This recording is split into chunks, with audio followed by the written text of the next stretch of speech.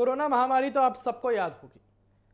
Corona महामारी को दुनिया भी पूरी तरह नहीं भूल पाई है कि अब एक और खतरनाक वायरस आ गया है।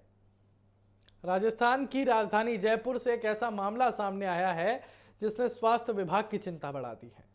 खबर है कि जयपुर में इबोला वायरस का एक संदिग्ध मामला सामने आया है और मरीज के सैंपल जांच के लिए पुणे की हाई सिक्योरिटी लैब भेजे गए हैं और रिपोर्ट का इंतजार किया जा रहा है। हालांकि अभी तक इबोला संक्रमण की पुष्टि नहीं हुई है, लेकिन सिर्फ शक ने ही प्रशासन को अलर्ट मोड में डाल दिया है।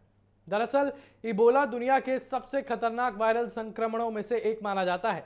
इस बीमारी का नाम सुनते ही लोगों के मन में डर पैदा हो जाता है, क्योंकि अफ्रीकी देशों में इसके कई बड़े प्रकोप देखे जा चुके हैं।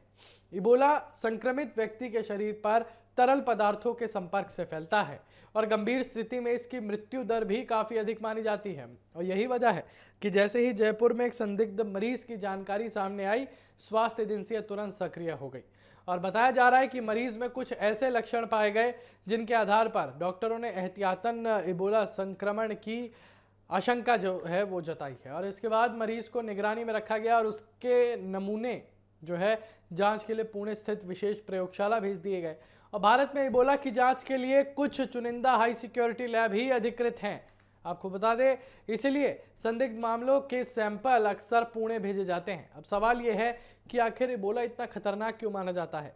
इबोला वायरस सबसे पहले अफ्रीका में सामने आया था। इसके शुरुआती लक्षण सामान्य बुखार जैसे लगते हैं। तेज बुखार, सिर दर्द, कमजोरी, मांसपेशियों में दर्द और थकान इसके प्रमुख संकेत होते हैं। लेकिन बीमारी बढ़ने पर स्थिति गंभीर हो सकती है और कई अंग प्रभावित हो सकते हैं। और यही कारण है कि डॉक्टर किसी भी संदिग्ध मामले को हल्के में नहीं लेते।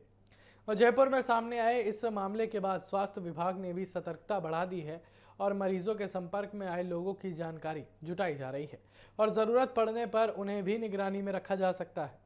हालांकि अधिकारियों का कहना है कि फिलहाल घबराने की कोई ज़रूरत नहीं है, क्योंकि अभी तक मामला केवल संदिग्ध है, पुष्टि नहीं हुई है और जांच रिपोर्ट आने के बाद ही तस्वीर पूरी तरह साफ होगी।